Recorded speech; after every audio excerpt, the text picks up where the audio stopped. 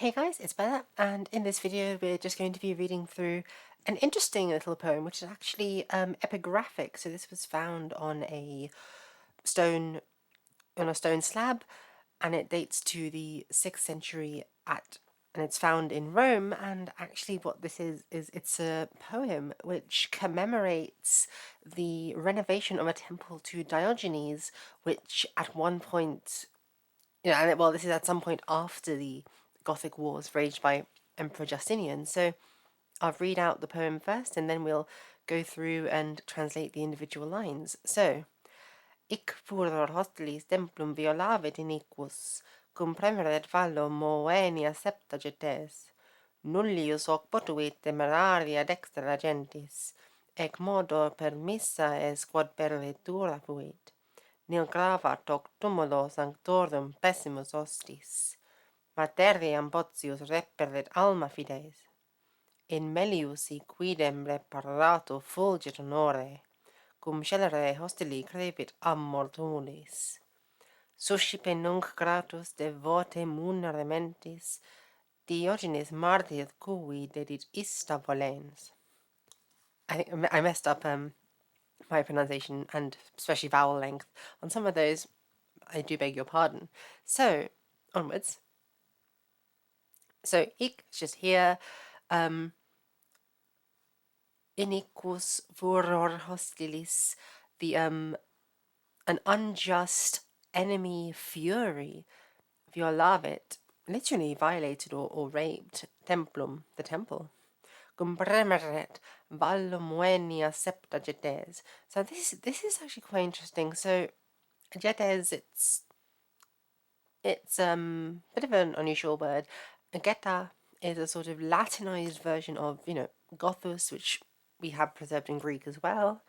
It looks like it's plural, getes, but it seems to be a singular verb, premeret, and moenia septa are also plural, so it must be the getes that are going with premeret.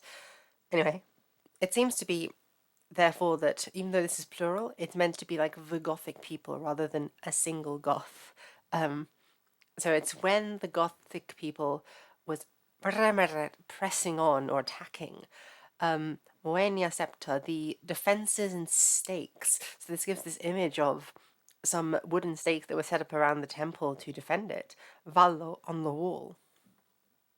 Nullius hoc potuit temeraria dextra gentis.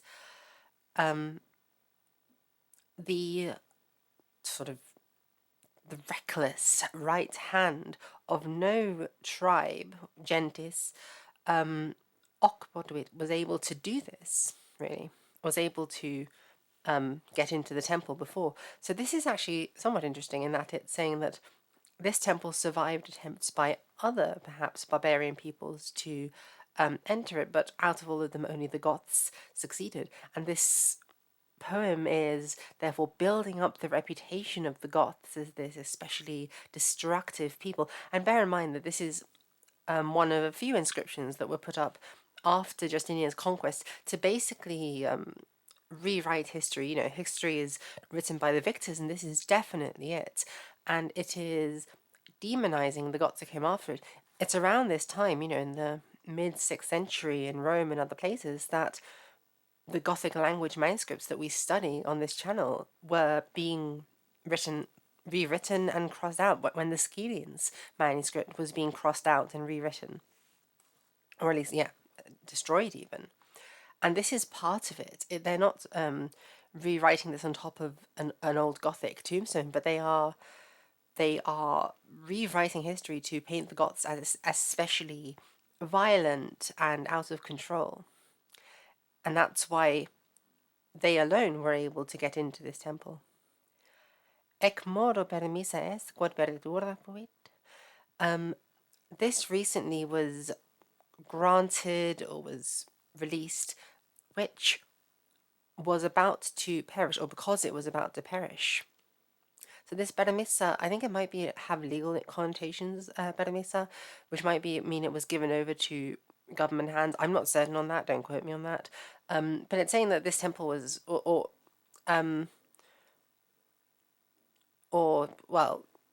given that actually it's it says it's perimis and this is feminine, and so is temporale dextra. I think this might be this hand was released, which was about to perish. So what this could be saying is that the right hand of this of the Gothic people was set free, was like let loose from its duty or let loose from its behavior, and it was about to perish because the Goths were about to lose the war. Nil gravat octumulo sanctorum pessimus hostis. The terrible enemy, gravat nil. This is quite an interesting idiomatic phrase, like troubles nothing, or like troubles in no way. Octumulo sanctorum, in this tomb of the saints, referring to, of course, the temple. Materiam potius reperit alma fides. A nourishing faith finds rather the materiam, and this is the matter, but more commonly the wood. That's where the word madera in Spanish comes from. In melius si quidem reparato fulgir honore. It shines with recovered honor for into a better thing, literally. So the temple is shining and becomes better with its repaired honor. Cum scellere hostili crevit amor tumulis. Love grows, or love grew rather, with the wicked, hostile one for the tombs.